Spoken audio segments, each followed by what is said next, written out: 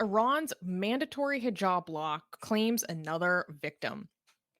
In a shocking series of incidents that have reignited debate over Iran's strict hijab laws, two cases have come to the forefront of international attention. First, 31-year-old Arezoo Badri was left paralyzed after being shot by Iranian police on July 22nd in the city of Noor for an attempted violation, an alleged violation of the mandatory hijab rule.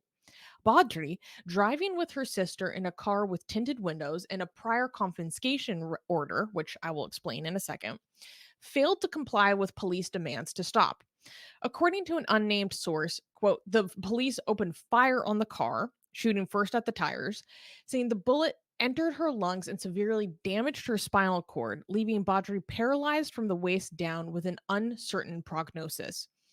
She is now under tight security within a police owned hospital in Tehran, with her family allowed only brief, monitored visits.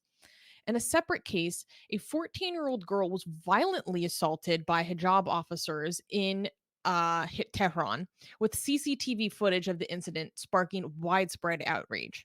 The girl's mother reported finding her daughter at a morality police station with a quote, bruised face, swollen lips, a bruised neck, and torn clothes. These harrowing events coincide with the Iranian government's introduction of the new Tuba Plan, an initiative to train over 1,500 quote unquote missionaries to promote hijab compliance, particularly within schools and education centers. These cases have become stark symbols of the escalating conflict between Iranian women defying the mandatory hijab law and the regime's increasingly aggressive enforcement tactics, raising concerns about human rights and personal freedoms within the Islamic Republic. So, Armin, these are two huge cases that happened recently. We are only now, this week, hearing news about what happened to Arezoo Badri, because the government tried to suppress what happened to her for a very long time. And so news is just breaking now. And they're suppressing this news because they know what happened last time this kind of thing happened. It shook the regime. And so let me give a little bit of background on the story of Arezoo. Arezoo is a mother. She's 31 years old. And there's not a lot of details about the case. But we do know is that she was apparently in the middle of a traffic stop. And we do know that there are prior confiscation orders on her car. Now, what does that mean and what could that maybe tell us? For those who do not know, one of the tactics that the Islamic Republic is using to force women to wear hijab is that if you are caught not wearing hijab, particularly if you are caught not wearing your hijab while you're driving or inside a vehicle, the police will basically put like impounding orders on your vehicle. So if you or someone in your car is not wearing mandatory hijab, they will start putting orders and fines on your car to take your vehicle from you. And this is a way to try to punish people and get them to wear hijab. So apparently, she had prior confiscation orders on her vehicle. So this leads people to believe that she probably had other actions that were being taken against her for hijab non-compliance. And there was some sort of traffic stop that was supposed to happen or that they were attempting. And Arezoo tried to drive away, and the police opened fire on the vehicle, and they shot out the tires, and then they shot inside the vehicle. She was hit and injured. I believe the bullet went through her lung and hit her spinal cord. She was transferred to various hospitals. The bullet remained inside of her for at least like 11 days. And now she's within a hospital in Tehran. And they are heavily monitoring her, and they confiscate all phones off of people that try to go visit her. The authorities are intimidating her family into not speaking about this. And somehow, despite all these efforts, the um images of what happened to Arezoo managed to get out. and be released. And that's how the public is just now beginning to hear about this story. And the images of Arezoo in her hospital bed, where it remains uncertain, but she might remain paralyzed for the rest of her life, are bring up images to the mind of the Iranian populace of Mahsa Amini, the 22-year-old Kurdish woman who was murdered in custody, beaten to death for hijab non-compliance or insufficient hijab. She was wearing hijab, just not enough. They beat her to death over it, and the images of her on life support look almost identical to the images of Arezoo in her hospital bed. So this brings up like very strong imagery to the public. Um, so this has been causing outrage, and then there's also very very important case that I want Armin to talk about as well. This incredibly violent assault that happened against a 14-year-old that was causing huge amounts of outrage shortly before the news about Arezoo broke. Um, so Armin, I want you to tell us like what you've been hearing, why these things are so huge, and any other details that you think I'm missing because it's not in English media. Yeah, so let's go through this video of this 14-year-old, which by the way, the pictures after you'll see. So you'll see in this video what happened. So there are two girls. They see a van coming, and they know that this is the morality police, and they're not wearing the hijab, so they try to hide, but they don't know that they have been spotted already from miles away. And they come out of the van and they arrest them in the most aggressive way. And even after in the van, they beat her, that 14-year-old up. And the pictures afterward of what they did to her is so. I mean, the description of what happened to her is insane. Like but look at the way that they put her in the van. So watch this. So I'm not gonna pause it, but just watch. While the van is coming, they notice the van. They try to hide. I'm not gonna say anything. Just I'm gonna play all the way through.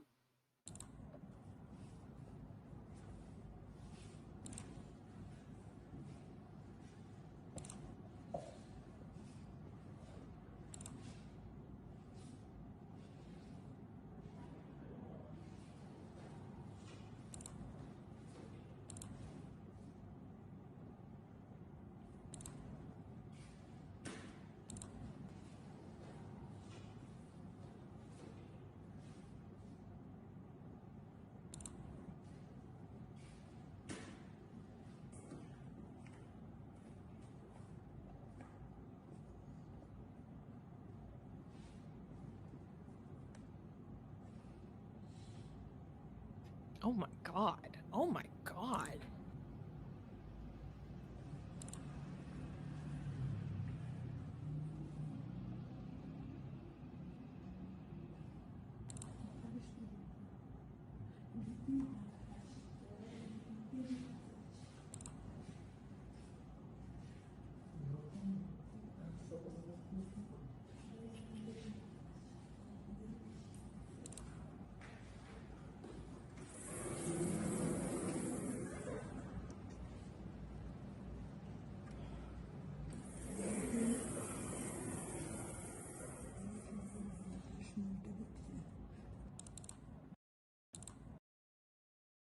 Yeah, so that's what they're treating her like I don't know, they got a terrorist or something. Like this is all because she doesn't have a job.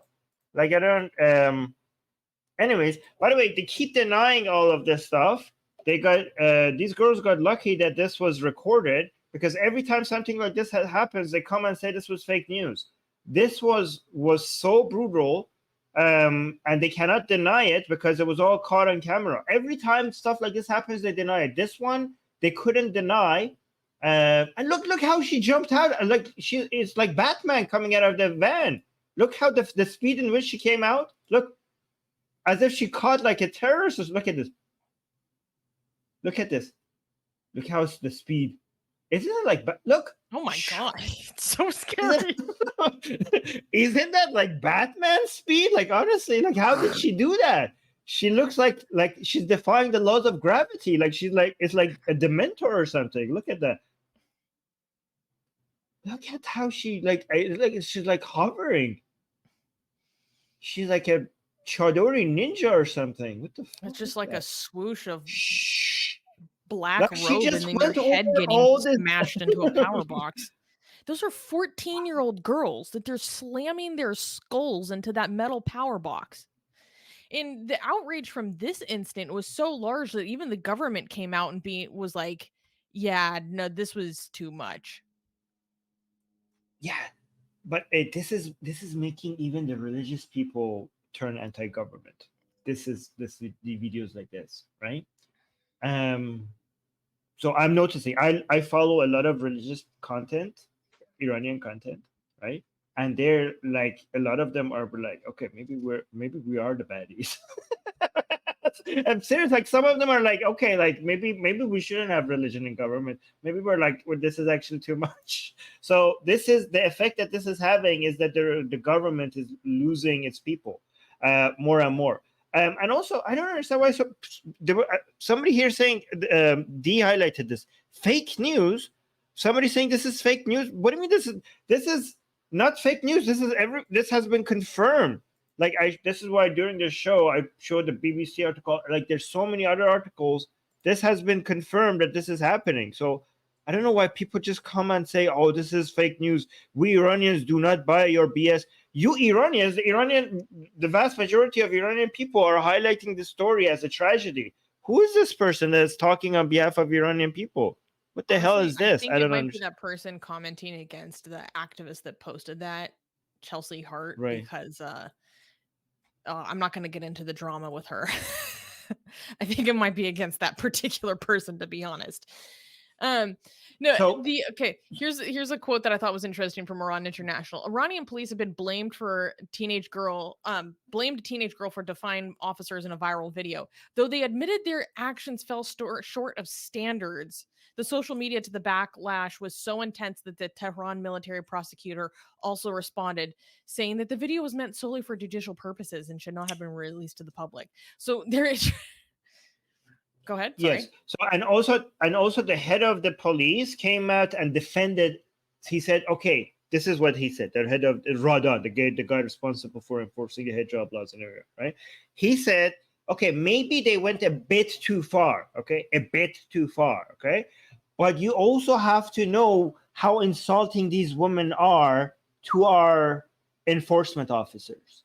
The words that they use, the insulting language that they use." And he was basically trying to say, like, if you were doing these hijabi women's job, you would at some point you would also break, given how insulting these 14. So they're saying that it was, maybe we went too far in hitting this 14-year-old girl, but you also have to understand that our poor officers are dealing in a very tough condition. So that was his language. That was the guy's language, right?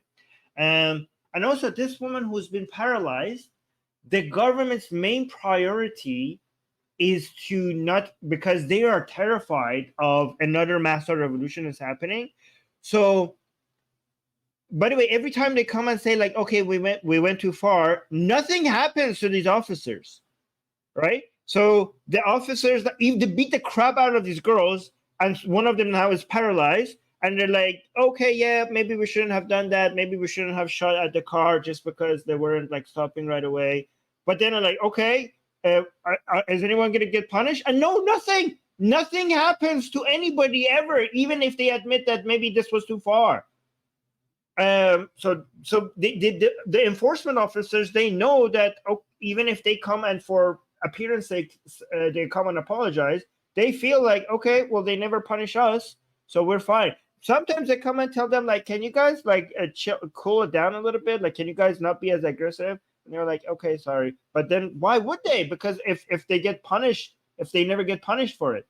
And the government's priority with this other girl who just got paralyzed is to make sure no videos come out of her hospital visits. Like, some of them got out, but they are punishing people. The family is under strict observation.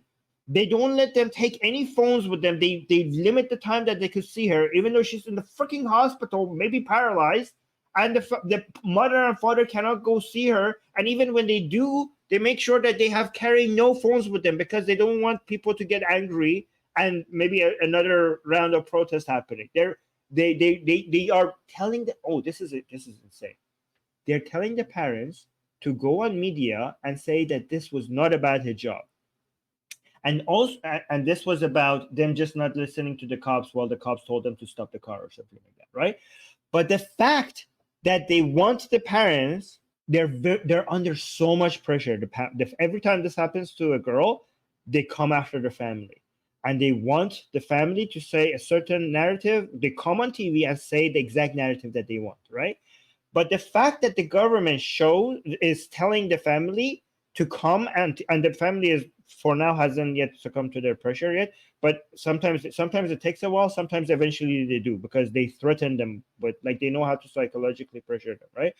But the fact that they want the family to come and say that this was not about hijab shows how much this hijab issue is a threat to the government.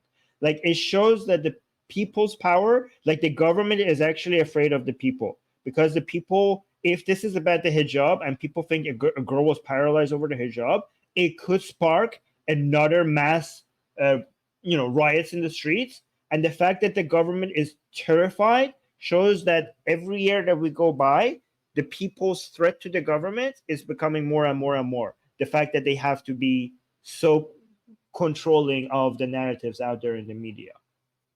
Yeah. By the way, imagine not being able to walk ever again because, I mean, by the way, they say like, oh, you should have stopped. I mean, you are fucking terrifying. You have no idea how I would react. They are like, if you're driving and you don't have the hijab and you see a whole bunch of armament pointing at your car, I mean, in that point, if you drive the other way, if this was another country, right? If this was in the United States, where we know that if you just comply, like do what the police says, then you could go complain about it at another time, and the complaint will be taken seriously, and the police is much less likely to mistreat you. Then I would be like, okay, yeah, it wasn't justified for you to resist arrest, right?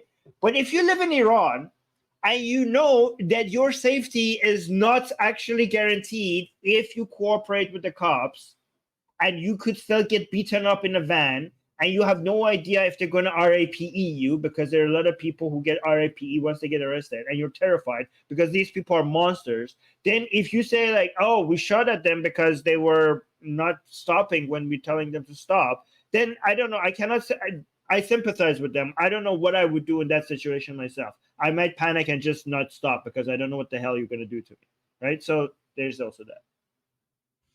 Yeah, it's oh my god. So have you been hearing anything about like anything in particular in Persian media? Like I want that insight that we don't get. Oh my no, this gone viral on Persian media. This has gone insane. People are so angry. One of the narratives is that the Pezeshkian era is not going to change any of this, right? Pezeshkian is the new president, for those that don't know. Yes. So a lot of people are like, oh, Armin, what do you think? We have a reformist president now. Are things going to get better? No. First of all, even if Pezeshkian was a reformist, if anything gets ever better, is because the people of Iran are becoming more threatening towards the government. Nothing else is going to, no reformist is going to be able to change the situation. It's people's power against the regime, including the reformers. That's the only thing that could improve the situation, if the people are a threat to the regime, right? And Pezeshkian is not a reformist. He's actually the most in line with Khamenei than any hardliner ever was, right? So he's more of a, he's the best puppet Khamenei ever had. No president, including Raisi, has ever been this in line with what Khamenei wants ever. So it's amazing how people are calling him a reformist, right? But also, even if you, yeah. Sorry, go ahead. No, you go ahead, because I'm just gonna say, being a Khamenei's puppet is a little bit of it's a dangerous occupation, because it might result in a helicopter hitting a mountain. Oh my god. No. So Raisi, so here's why Pezeshkian is better than Raisi for Khamenei, okay? Because Pezeshkian has a label reformist, but loyal to Khamenei, right? So Raisi was too loyal in both appearance and in reality to Khamenei.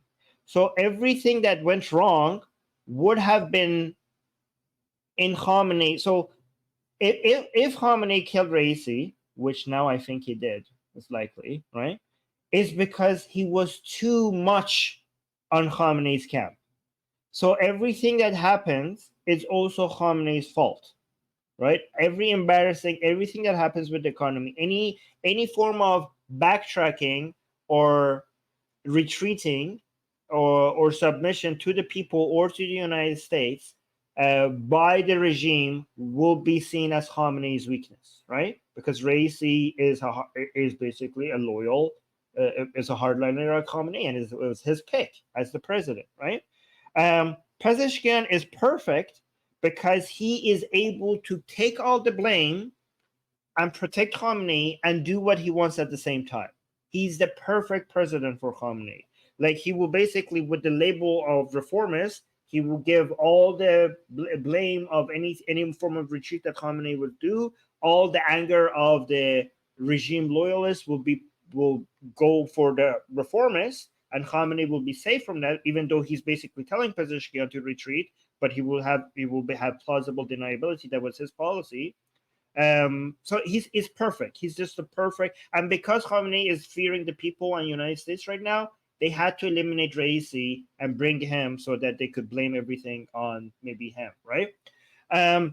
But at the same time, even if this man was a reformist, which he isn't. He's, like, the way I could tell you, one indication that he's not a reformist is, like, the president is supposed to pick his cabinet, his ministers, but historically it's understood that at least half of the ministers are picked by Khamenei, right? So imagine that, right? Khamenei has so much influence in the government that he comes and tells the president which ministers to pick. But Pezeshkian came and announced that no, that's not good. I want Khamenei to pick all my ministers, all of them, right? So Ahmadinejad, who was a hardliner, his war with Khamenei, Ahmadinejad's and Khamenei's war started over the fact that Khamenei was not letting him pick the intelligent minister that he wanted. And that's when Ahmadinejad and Khamenei started fighting against each other, and ever since they become enemies, right? So the pick over the ministers is a historical fight, usually between the ministers and the supreme leader, which shows how loyal you are to the supreme leader. But this guy, Pezeshkian, has done something that no hardliner president has ever done. Like, more extreme than other hardliners. Like, every single one of my ministers has been picked with me based on what Khamenei has told me. Every single one of them. And this guy is supposed to be the reformist. Right? Yeah. Good little golden boy. Yeah. Yes. But even if he wanted to be a reformist, he couldn't be. Because what does he want to reform? Right? Does he want to reform the way that they treat women in the streets? Because that's part of the Niruya Intizamiya Sepah, which the presidency, the office of presidency has no control over, right? Does he want to change the relationship with the United States? That is done not by the foreign ministry.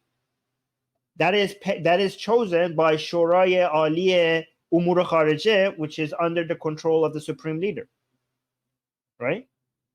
Every single important thing that in Iran is chosen based on an institution that is not under the control of the presidency, but it's under an institution that is directly under the control of Ali Khamenei.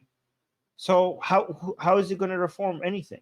Is he going to change the way internet is filtered? That is not chosen by the Ministry of Communication. That is chosen by the Shoraya Aliye Fazai Majazi, I think that's what it's called, which is, again, that's under the direct control of the supreme leader.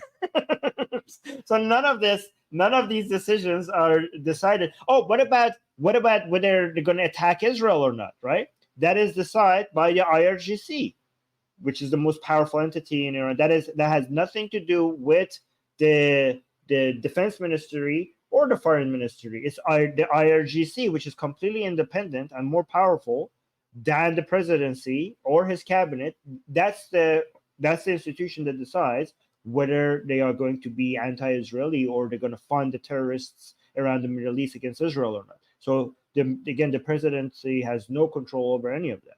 So even if you were a real reformist that wanted to change these things, you can't. The only thing you do is you give false hope to the people to keep the Islamic Republic alive. That's the point of the reformists in Iran. And that's why when people are chanting in the streets in Iran, they say, Usulgara, Islah Talab, Dige Tamum Manjaro, which means hardliners, reformers, your time is up.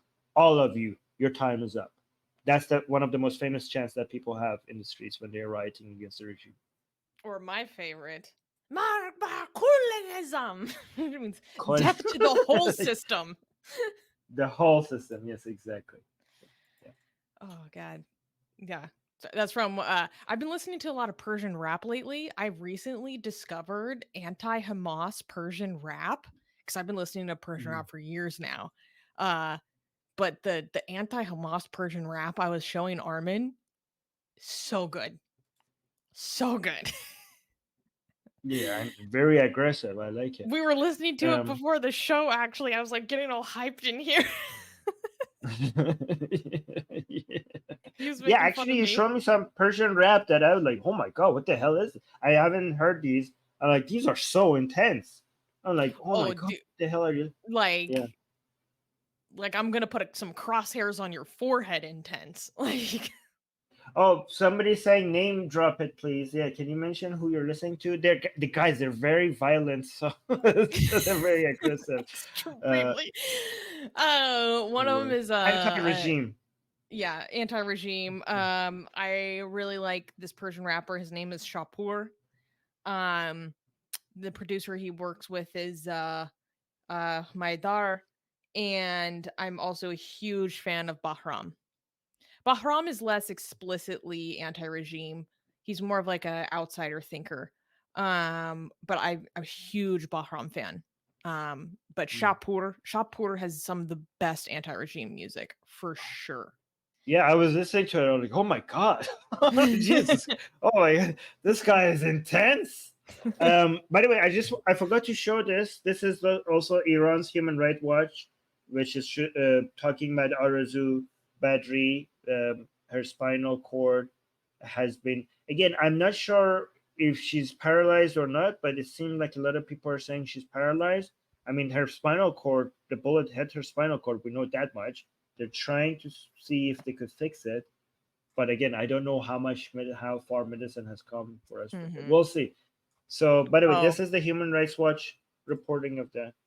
This is also another Persian rapper I really like, Fadai. I'm not sure if I'm pronouncing that. His song, Tashkir, is my favorite because it's about Majid Reza Rahnavard. Wow. Yeah. For those who don't know, Majid Reza Rahnavard was a protester that was executed in public for his participation in the uprising after the killing of Mahsa Amini, and Majid Reza was almost very likely to be an atheist, and in some of his last words in a forced confession, he became famous for saying, "Don't read the Quran at my funeral. Celebrate instead." Yeah. Don't play the Quran during my funeral. Play happy song and celebrate. That's what he said. And the government did the mistake of showing that, thinking that it will make him look evil. Somebody saying, "Don't play the Quran." They were like, "Oh, say that again, and they recorded it because they wanted to show how bad this guy is. But they didn't know that actually that turned him into a hero.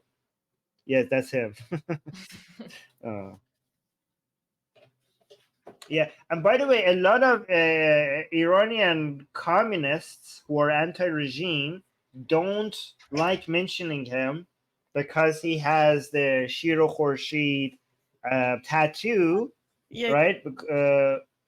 So because he was a pro-monarchist, I think. And because he has that tattoo, a lot of, they mention some, the anti-regime Iranian communists, they mention some other people. They have their own favorites, but they don't. Anytime somebody has a tattoo of the Shiro Khorshid, I mean, a tattoo of the Shiro Khorshid doesn't necessarily mean you're a monarchist. You might just Not at be, all. yeah. But That's because he wholesome has that, and they slander see, from the communists because they can't deal with the fact that of the shots. The yeah, Shiro Rashid, the lion and sun, is an ancient Iranian astrological symbol that then was then adopted to be associated to Ali or associated to the monarchy. But it right. predates all of that. This is an ancient Iranian symbol. So it's just But like they go don't like the cope and nationals. breathe. Yes, they don't like nationalists in general, right? So they try to pick the heroes who don't have many signs to show that they're nationalist tendencies. But Majid Reza was such a patriot, and he had the Shiro Khorshid tattoo to prove that he's a patriot, and that's why he doesn't get as highlighted by those people as much as he should be. Hmm. Yeah. Yeah. Yeah. Dude, I cried over Majid Reza so much. Oh my god, his whole story. Um anyways, let's go talk about the next story because this next one is very, very, very important and shocking. Hmm. And is Oh, it and just to clappable? clarify, Oh wait, Uncle is asking, what we is have super Shiro chats. Harshid? Shir ol Harshid is lion and sun. It's a lion and sun symbol of Iran. So the flag of Iran right now has an Allah symbol on it, and that is not the Iranian. So that's the Iranian flag after the Islamic Revolution. Hold on, let me actually. And a lot of people do not celebrate that flag. They celebrate this flag.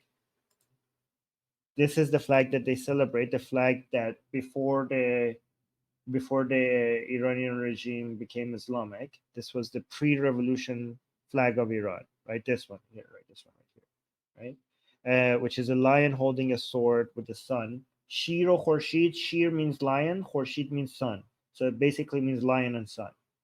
And he had the Majid Reza Rahnavad. He had a tattoo of this on his arm, and they broke his arm. They broke his arm because it had his, like, when they arrested him, they broke his arm, and because they had this tattoo on his arm. So if you have this, a lot of people say that, oh, this means because Iran was a monarchy before the Islamic Revolution. A lot of people say, oh, you're a monarchist if if you defend the symbol. But no, there are a lot of people in Iran who are Republicans, and they still have this flag because, like, no, this is just a flag of, this is the official, this should be the flag of Iran, whether you're a monarchist or not a monarchist, right? And It's for a it's lot of it's people, this is, yeah, found in iconography from the region since like the pre-Archimede Empire. yes. So, oh, you can see a lot of people who raise the flag, the Shiro Khorshid flag, they raise it next to the Israeli flag too. Because it's funny because I'm searching for the lion and sun flag of Iran, and it's showing the Israeli flag here, showing how often these days they're being flown next to each other, right? Zionist agenda confirmed. but a lot of, if you have that flag, it shows that it's mostly a symbol of patriotism, and that's why some Iranian communists, they don't like that, even though they're anti-regime themselves. Because they are pinko bastards. No, sorry.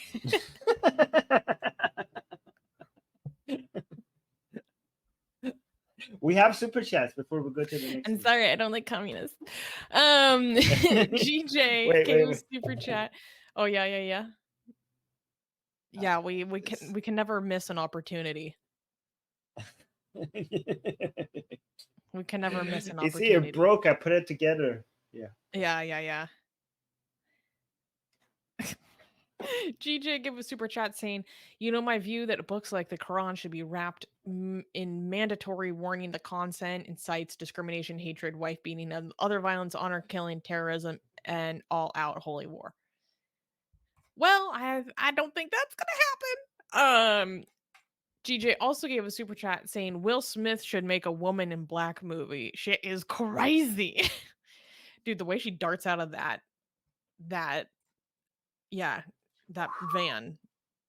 Yeah. It is straight up like a Dementor in Harry Potter. It's like, are your feet even touching the ground? And Angie is saying woman life freedom, like and share so more people will know. Yes, that is a great reminder, everyone, to make sure to give your penance and your alms to the YouTube gods. And you can do that for free, absolutely free. You don't have to give 10% of your income. You don't have to tithe.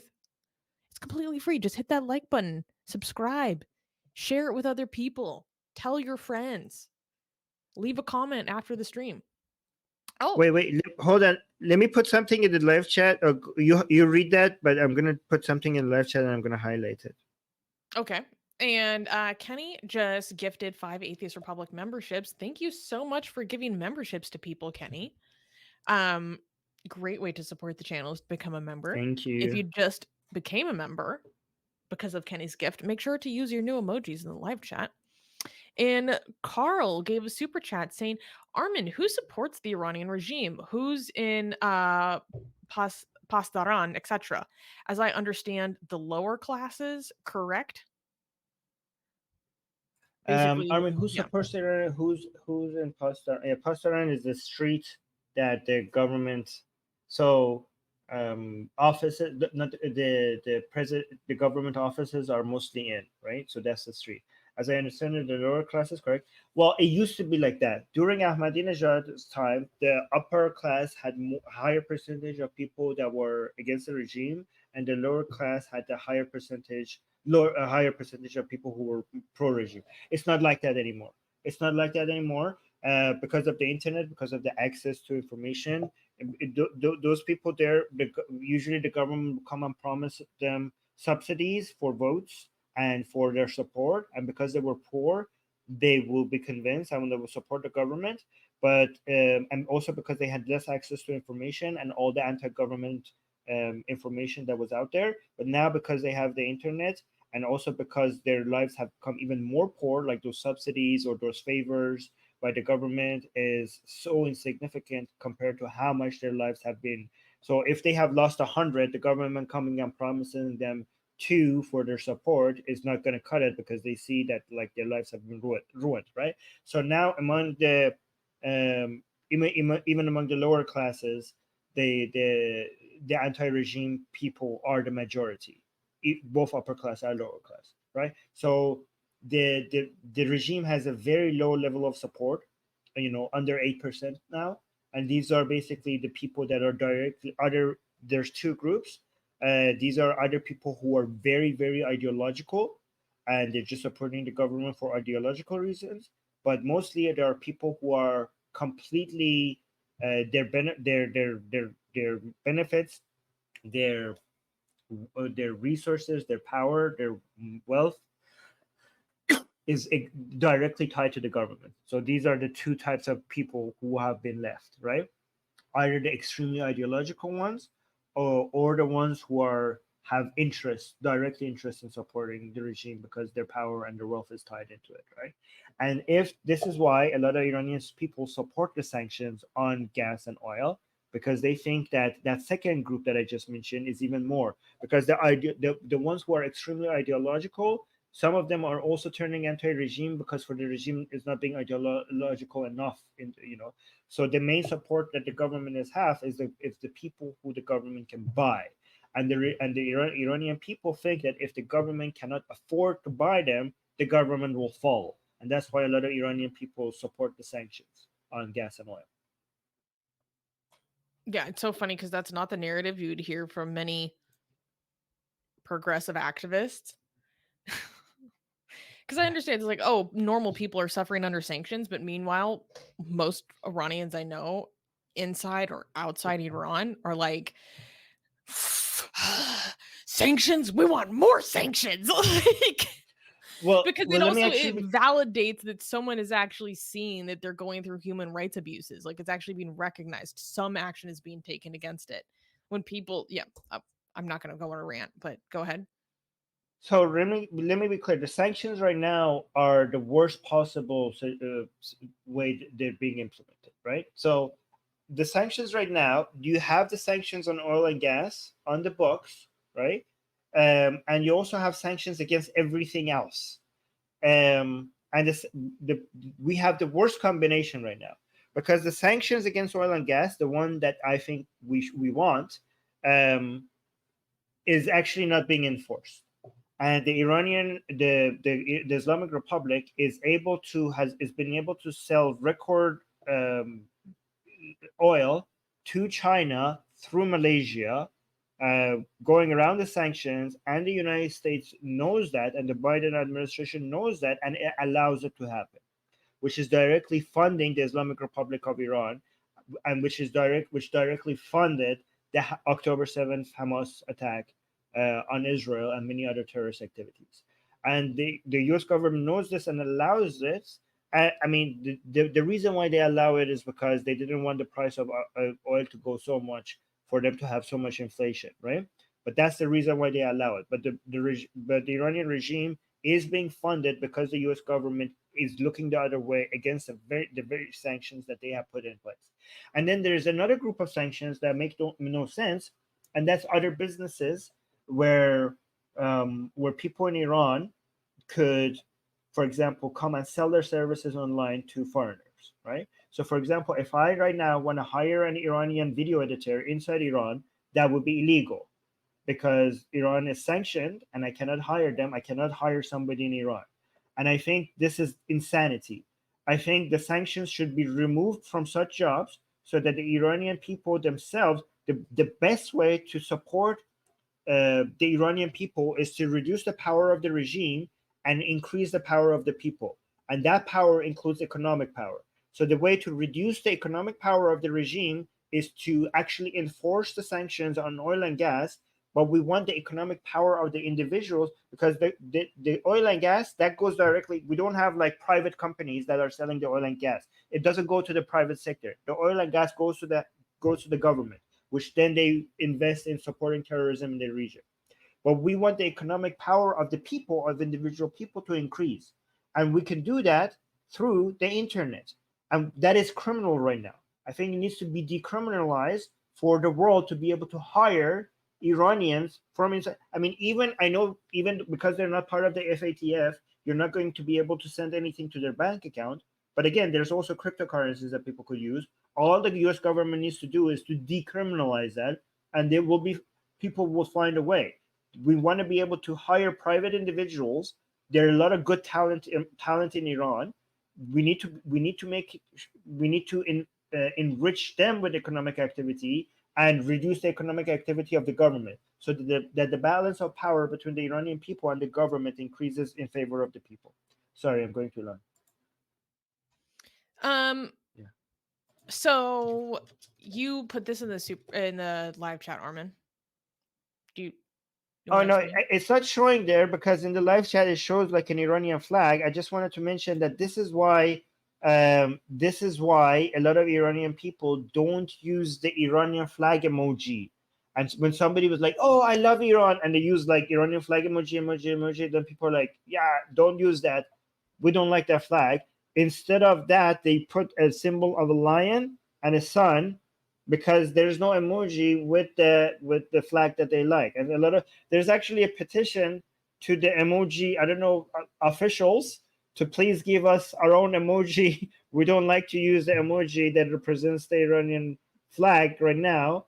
And a lot of Iranian people, when they want to represent their country, they just put lions and suns in when you see lions and suns, it's because we don't have an emoji that we like. Yeah. Darko also gifted 5 Atheist Republic memberships. Thank you, Darko. Garkad Defense Systems gives super chat saying, a bit off topic, but should people abroad buy products from Iran? Is there a chance that this support will support the regime through taxes or otherwise? Yeah, yeah. I think you should buy products because it's the products. I don't think you should be this picky about what you buy. But again, this supports private business. I mean, even if it's support, it's a relative influence. Okay, you can never do anything that doesn't do any harm, right? Mhm. Everything you do does do some harm. You have to just see, does it do more good than harm, right? So every economic activity in Iran obviously will support financially in some way the IRGC. But what we want to do, we want to reduce the economic activities or eliminate the economic activities that supports the IRGC more than the people, and increase the activities that supports the people more than the IRGC, because we're talking about the relative economic power, not the absolute economic power, right? We want the relative economic power of the people relative to government to increase. And I think if you buy products from Iran, you're basically supporting the private industry more than the government side. So I would say yes. I love to support my local Persian market, friends with the owner. Sometimes one time I got a discount because I saw I had a Masa Amini tote bag. It was very sweet. And at my local Persian market, they put up flyers for events against the Iranian the Islamic Republic, right? It's like it oftentimes like local markets are a way where people come together as a community and learn about events to support the community, right? So I'm a huge fan of supporting my local Persian market. What's my favorite thing to get there? I get a lot of tea. I get a lot of the Bagali polo. Oh my god. That's like I'm addicted. And Rick gave a super chat saying, "How do Iranians view Israel and or the US militarily taking out the Iranian military and political system?" Ooh, Armin is the perfect person to answer Well, I this. mean, I have done full streams on this. You could go watch them. How again, there is no stats for this, but Iranian people are becoming more and more. Again, this is not absolute. When you say how do Iranians view Israel, we cannot speak in absolutes. Like we cannot generalize all Iranian people. We could talk about the trend. The trend is more and more Iranians are becoming more pro-Israel. And more than pro-Israeli, Iranian people are actually more anti-Palestinian than pro-Israel. Like, so we are seeing more pro-Israeli tendencies. There's not a single pro-Iranian protest that you could go to outside of Iranian's borders without seeing an Israeli flag there. You always are going to find Iranian people waving the Israeli flags in the protests that they go to as well. So uh, most Iranian people are anti-regime, and among anti-regime Iranians, pro-Israeli views are, they were always somewhat there, because you could see even before the Mahsa revolution and before October 7th, most Iranian people refused to walk on Israeli flags, painted in universities, meant to be walked on. I did a stream on that. You could go watch it. So there was always somewhat of a respect. Like the celebration was not there, but the respect was there.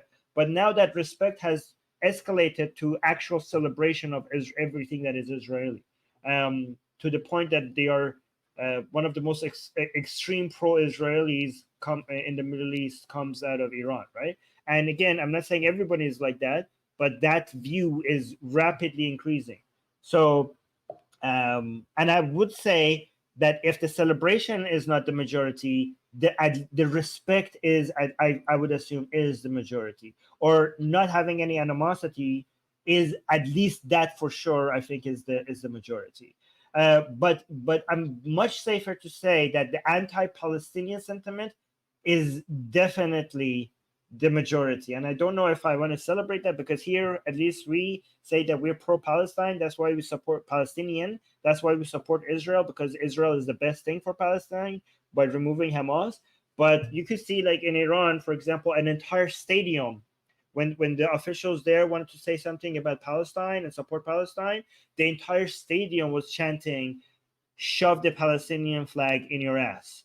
Like you could see, that's one of the most famous chants Iranian people have every time there is something mentioned about "Pachame Palestino bokon tukune, bokon tukune." So that's what they chant. That's a famous chant in Iran. This is like, so when it comes to Israeli flag, waving the Israeli flag, that happens out by Iranians outside of Iran.